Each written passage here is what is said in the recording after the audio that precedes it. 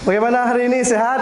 Sehat. Baik, Assalamualaikum warahmatullahi wabarakatuh. Waalaikumsalam warahmatullahi wabarakatuh.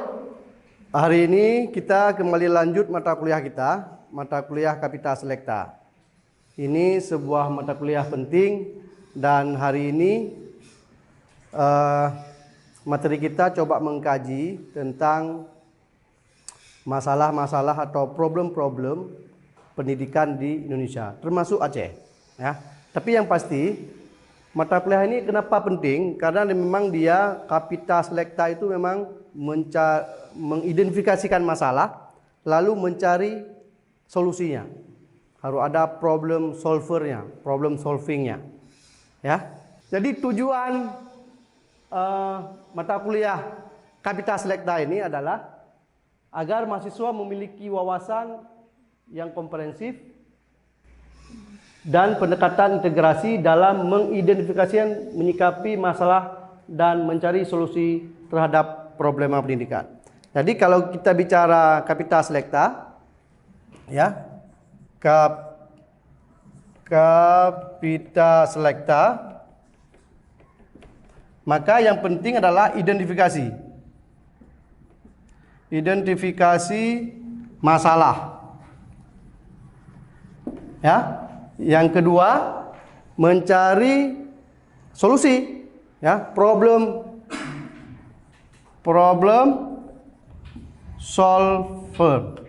solving. Ya.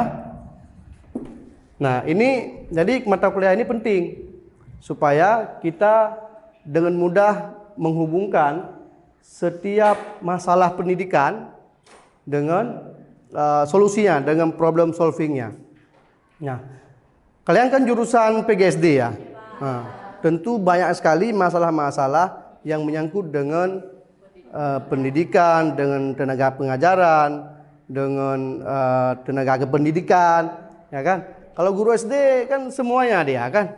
Ada guru kelas, kemudian jadi guru apa lagi? Jadi misalnya ikut menjadi tenaga kepustakaan, ya kan? Nah artinya menyangkut dengan Kapita Selekta kita belajar banyak hal, ya. Terlepas apapun, Kapita Selekta pendidikan ini menjadi penting untuk kita belajar.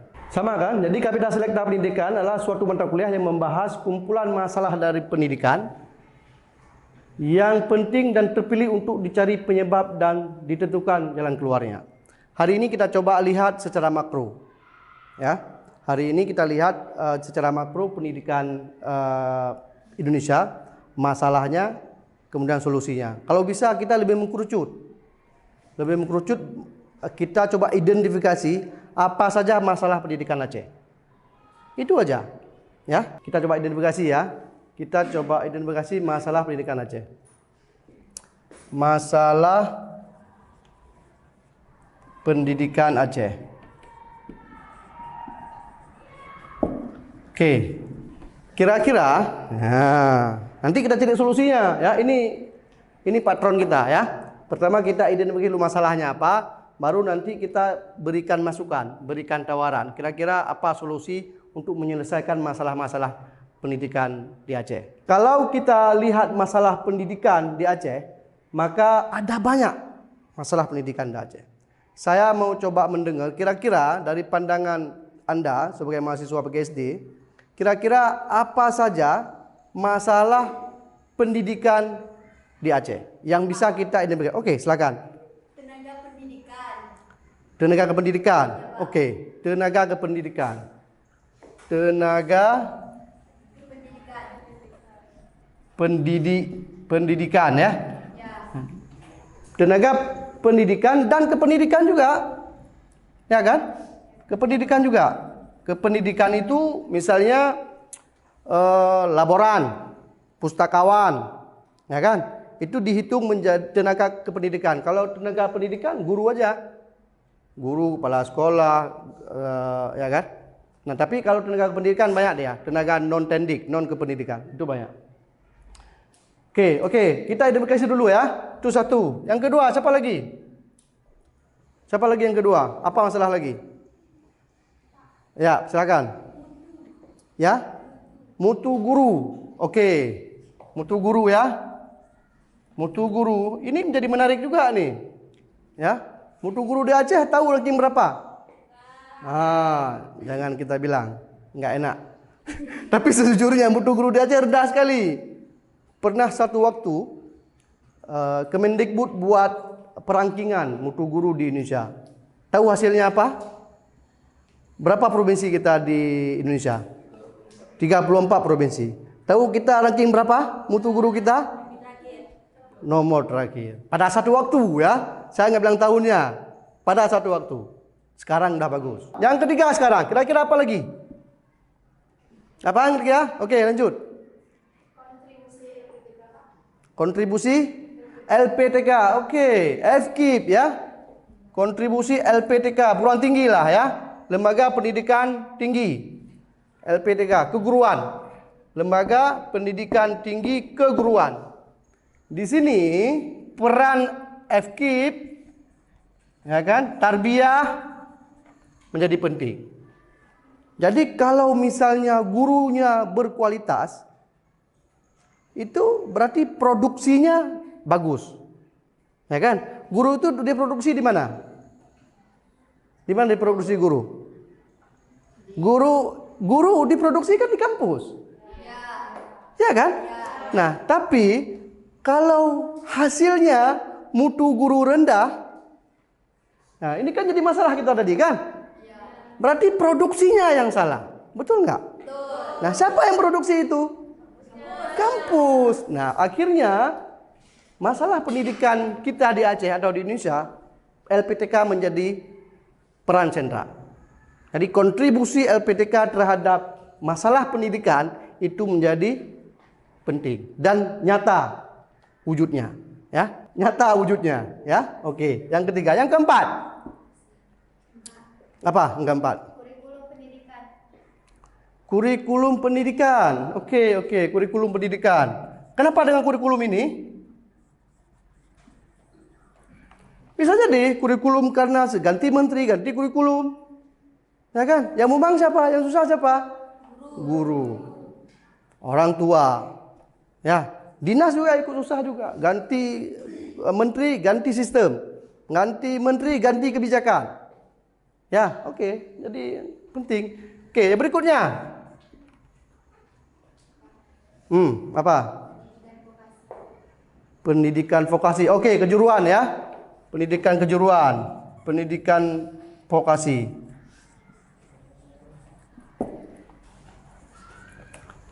Nah, ini menjadi hal yang penting. Yang lain? Apa lagi? Yang lain? Ada? Coba satu dulu. Layanan pendidikan khusus dan sarana. Sarana Saspras, ya. Sarana prasarana ya. Saspras. Oke, tapi di Aceh, kalau untuk Indonesia mungkin barangkali ya, masih banyak anak-anak. Saya kemarin punya kawan, baru pulang dari NTT, dia video SD di NTT. Masih ada sekolahnya yang enggak layak. Ya, makanya berbangga dan harus bersyukur kita di Aceh ini. Kalau urusan sarana, sekolahnya udah bagus. Ya, aksesnya udah mulai bagus. Tapi ada beberapa memang di daerah misalnya Gayo Luwes misalnya, kemudian Aceh Timur ke dalam sana masih ada beberapa. Tapi sejujurnya secara umum bagus dibanding dengan daerah lain. Kalau bicara tentang sarana. Nah, tapi ada menarik juga. Pernah satu waktu ada banyak lembaga internasional di Aceh. Hari itu tahun sekitar 2010 itu ada World Bank di Aceh. Mereka buat survei bagaimana hubungan antara sarana yang bagus dengan mutu yang bagus. Rupanya terbalik di Aceh kajian temuannya itu. Tahu apa? Kajiannya itu disebutkan bahwa sarana sekolah SMA itu sudah bagus. Tapi mutu gurunya rendah, mutu lulusannya rendah. Nah, kan anomali kan, sesuatu yang tidak sinkron ya. Tapi masalah, dan itulah masalah juga bagi kita. Oke, berikutnya apa lagi? Habis? Apa lagi? Pendidikan pesantren dan pusat pendidikan. Pendidikan pesantren, ya, pendidikan Dayak kalau di Aceh ya. Pendidikan pesantren. Oke. Berapa sudah? 1, 2, 7. 7 setidaknya, ya. 7 problem. Ini pertemuan sederhana, ya. Kita mampu mengidentifikasi masalah pendidikan 7. Ya. Tenaga kependidikan, mutu guru, LPTK, kurikulum, ya, pendidikan vokasi, saspras, dan pendidikan pesantren. Anda bisa bayangkan kalau setiap masalah pendidikan harus mampu kita identifikasi, lalu kita cari problemnya. Oke, baik. Nah, kita sudah dapat 7 identifikasi masalah kapital selekta pendidikan di Aceh khususnya, ya, kalau kita ini. Kemudian, karena prinsip kapital selekta adalah harus ada problem solvingnya, mari kita lihat. Mari kita lihat problem solving, kira-kira apa solusi dari masalah-masalah ini. Sekarang, coba saya mau dengar siapa yang dapat memberi problem solving, yang dapat memberi jawaban terhadap masalah pendidikan Aceh. Saya perlu 3 orang aja dulu. Siapa? 1. Kamu mau? 2. Yang ketiga siapa? 3. Oke, boleh. Ini semuanya di depan. Oke lah, enggak masalah. Menurut saya masalah problem solving, Aceh memiliki keistimewaan di bidang pendidikan, yaitu pendidikan di pemerintahan bagi masyarakat dan bagi keluarga. Baik, makasih. Selanjutnya silakan. Menurut saya, kita memiliki keistimewaan di bidang kebudayaan yang memiliki 7 unsur. Apa itu unsur kebudayaan kita? Ada kesenian, apa lagi? Religi. Ada religi, apa lagi?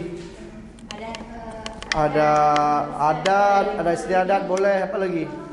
Ekonomi, apa lagi? Kesenian. Bahasa, ya. Artinya menarik ini ya, menarik. Siapa tadi namanya? Haikal. Hah? Haikal. Oke, menarik dari cara Haikal. Kalau kita hubungkan keistimewaan di bidang kebudayaan dengan unsur-unsur kebudayaan Aceh, nanti kita bahas. Oke. Yang ketiga siapa? Oke, silakan. Menurut saya Pak, keistimewaan seperti syariat Islam atau ulama, misalnya kan di dalam Aceh adanya kodrat atau peraturan yang harus dilaksanakan, seperti wanita harus memakai pakaian yang begitu tertutup dan dapat terbuka. Oke, baik, terima kasih. Tadi ada 3 komentar bagaimana basis untuk menyelesaikan masalah dari 7 identifikasi masalah dalam kapital selekta pendidikan, khususnya pendidikan Aceh, supaya pendidikan Aceh kita dapat keluar dari kemelut atau masalah 7 ini. Nah, tadi ada menyampaikan poin dasar, poin pertama adalah kita punya keistimewaan dan kita punya kekhususan. Kalau keistimewaan, kita punya Undang-Undang Nomor 44, ya. Undang-Undang Nomor 44 tahun 1919. Nanti buka ya, nanti di Google boleh lihat. Inilah dasar keistimewaan Aceh. Ya, apa yang disampaikan oleh kawan kita tadi itu dasarnya. Oke, itu satu. Yang kedua, kita punya kekhususan. Nah, itu kekhususan itu ada di Undang-Undang Nomor 11 tahun 2006. 2006 di usia berapa? 2 tahun. Sama dengan usia saya berarti ya. Ya, 2006. Ini beberapa tahun setelah tsunami ya. Tsunami 2004. MOU Helsinki 2005 akhir ya. 5 ya. 5 Agustus 45. Nah, artinya ini dasar keistimewaan, ini dasar kekhususan. Jadi penting Kalau ada masalah, maka rujukannya harus kemari sebenarnya. Karena dari sinilah keluar kebijakan-kebijakan berikutnya. Keluar kanun, dasar utamanya ini. Keluar pergub, dasar utamanya ini. Jadi kalau ada masalah pendidikan Aceh, yang harus disalahkan itu salah satunya adalah harus kembali ke kebijakannya. Kebijakan tentu ada orang yang mengelola, ada gubernur, ada bupati, ada kepala dinas. Ya, jadi tidak ada alasan ketika kita dapat melakukan identifikasi pada ruang yang sangat luar biasa ini, mampu kita identifikasi 7 masalah pendidikan Aceh. Pada sisi lain kita punya landasan kebijakan yang memiliki keistimewaan dan kekhususan. Ya, kita dapat dapat meningkatkan mutu guru. Ya, karena di sini disebutkan peningkatan mutu guru, tapi mutu guru kita rendah misalnya. Ya, ini menjadi penting untuk kita ketahui. Nah, tadi di antara komentar tadi, ya, yang menyebutkan solusinya, kita punya keistimewaan dalam bidang pendidikan, oke? Ya, yang kedua, kebudayaan, oke? Yang ketiga, syariat Islam. Syariat Islam. Sepakat ya bahwa kita 3 ini keistimewaan kita ya. Tapi pendidikan misalnya. Kalau kita rujuk dengan masalah yang kita timbulkan, pertanyaannya apakah pendidikan kita istimewa? Hah? Coba jawab dulu. Istimewa tidak? Padahal kita punya keistimewaan dalam bidang pendidikan. Tapi kita temukan ini. Setidaknya di ruang ini kita temukan 7 masalah. Ya, 7 kapital selekta pendidikan Aceh. Pertanyaannya apakah pendidikan Aceh istimewa? Istimewa? Enggak istimewa. Oke. Karena memang itu faktanya, ya. Tapi secara hukum kita disebutkan di sini. Kita memiliki landasan keistimewaan dalam bidang pendidikan. Ya. Kita punya keistimewaan dalam bidang kebudayaan. Kita punya keistimewaan dalam bidang syariat Islam. Kalau syariat Islam oke. Mungkin hanya Aceh di negara ini yang memiliki syariat Islam, memiliki kanun tentang syariat Islam, memiliki dinas syariat Islam, memiliki wilayah hisbah yang di provinsi lain tidak ada. Oke, itu clear. Kita bisa sebut bahwa Aceh istimewa dalam bidang syariat Islam. Tapi dalam bidang pendidikan, gimana? Ya, nggak bisa. Tapi padahal secara yuridis itu disebutkan bahwa pendidikan kita istimewa. Nah, nanti ya setelah kita keluar dari ruang ini, saya minta kita semua, ya, ini cuma 2 yang laki-laki ya. Iya, Pak. Oke, saya minta buat grup kecil, ya, buat grup kecil masing-masing 3 orang. Tapi karena laki cuma 2 orang, nggak boleh gabung, cuma cukup 2 saja. Nah, ini nanti kita buat kita cari solusi berbasis pada pengalaman. Ya, pada pengalaman. Bukan hanya pengalaman kita, tapi bisa tanya sama orang.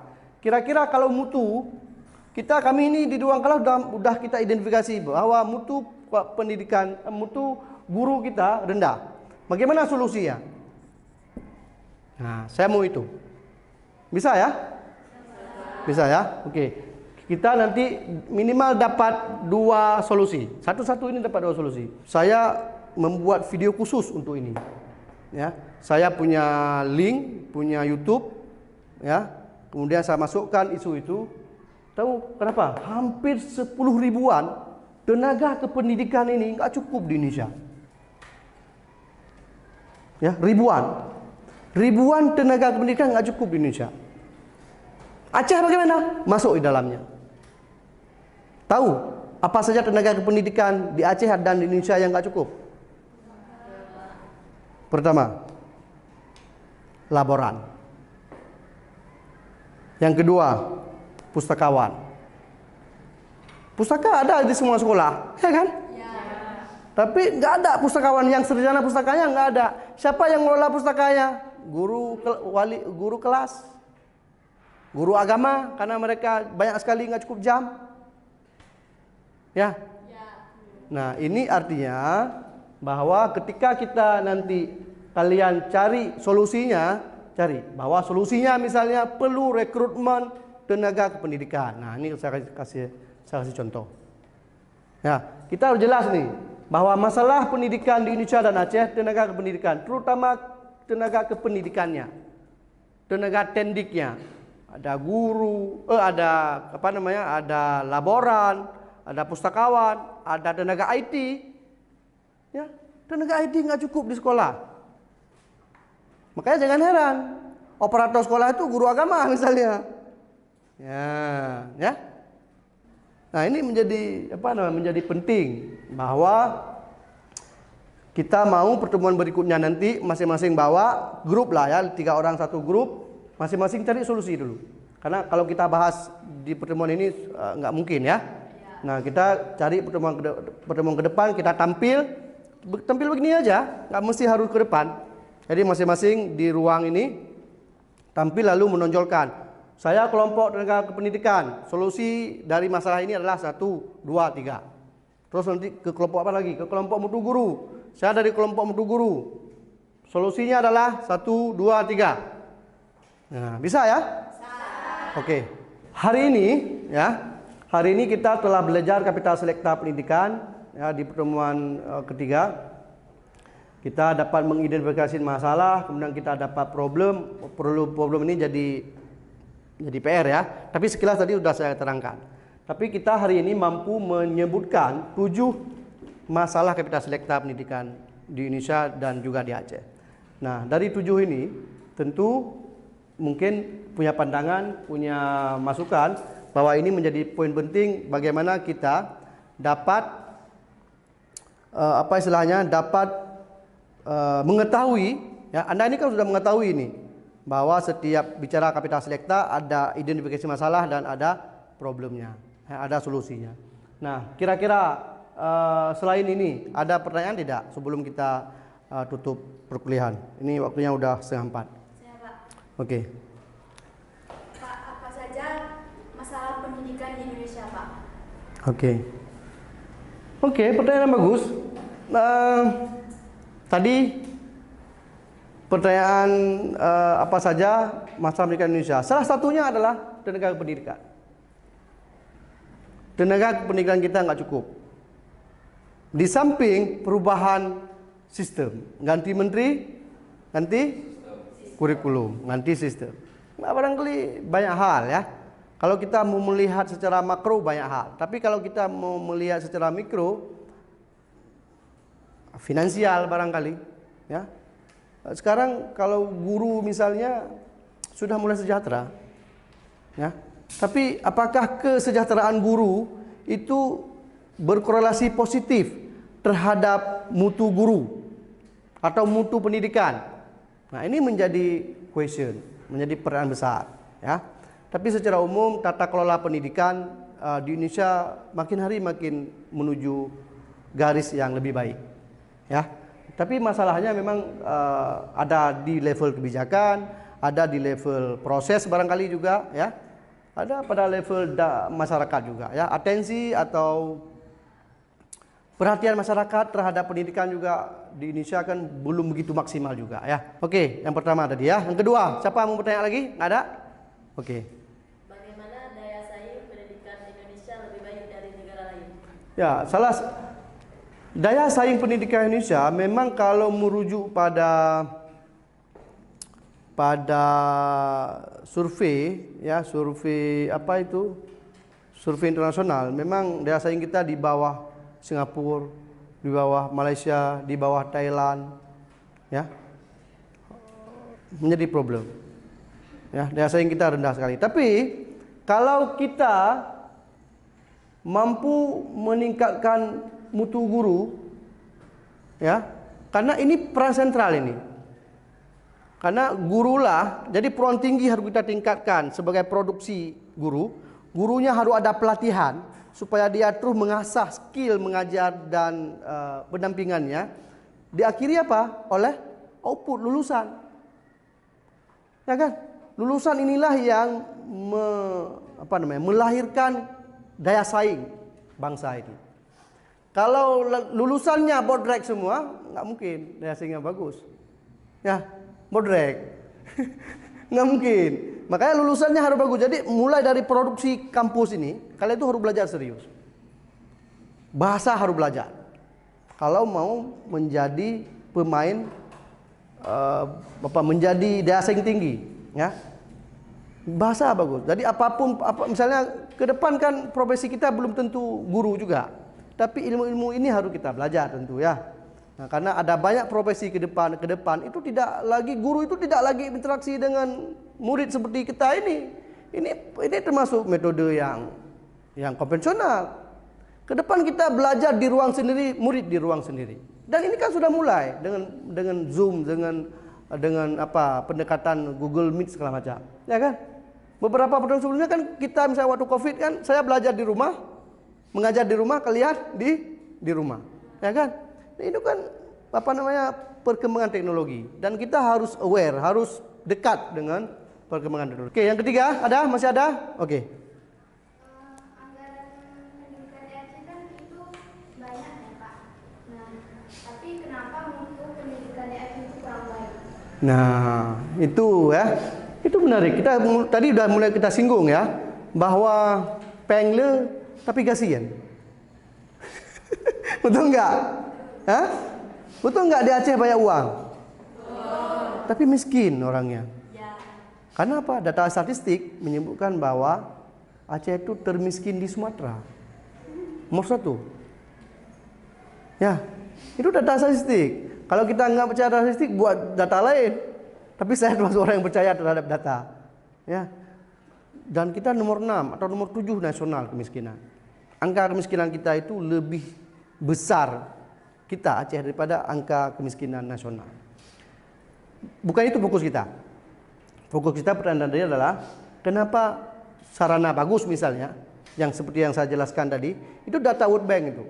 Sarana bagus, nah, seperti kita inilah, ya, tertib, ruang bagus, ber-AC lagi, ya, ada infokus, ya, akses cok kalau mau habis baterai ada. Saya juga beri kebebasan untuk pakai HP, ya. Akan akses terhadap data mudah, akses terhadap referensi mudah, ya. Tapi kenapa mutu pendidikan kita rendah? Salah satunya itu yang dipertanyakan tadi. Kita menjadi orang yang lemah berdaya saing, ya, cengeng, nggak mau belajar, ya, nggak mau belajar. Itu satu. Yang kedua, iklim memang. Kalau Anda kuliah di sini, lalu Anda pergi nanti S2 ke Australia misalnya, atau pergi ke UI misalnya, pasti suasana akan berbeda. Anda secara iklim, secara budaya akan dipacu. Ya, kalau sekarang denyut kita biasa aja, ya, daya saing kita rendah sekali. Tapi begitu kita keluar merantau misalnya, itu makin dipacu kita oleh iklim, oleh lingkungan. Oke ya, barangkali itu bahwa hari ini kita dapat poin penting tentang proses tentang pelajaran kapital selekta kita. Kita sudah mampu mengidentifikasikan dan mencoba juga tadi menguraikan banyak problem solving juga. Nah, kita juga jadi bicara tentang kebijakan, ada kekhususan Aceh, ada keistimewaan, kemudian keistimewaan dan kekhususan itu di bidang pendidikan, di bidang kebudayaan, di bidang syariat Islam atau ulama. Nah, itu semua harus jadi pengetahuan, ya. Bisa ya? Jangan hari ini belajar besok udah hilang di alam mimpi. Jangan, ya. Ya, yang penting menjadi ini. Masih ada pertanyaan? Tidak ada? Masih ada? Oke, baik. Kita udah telat nih, udah di luar jadwal. Baik, terima kasih. Assalamualaikum warahmatullahi wabarakatuh. Kita jumpa di pertemuan berikutnya minggu depan.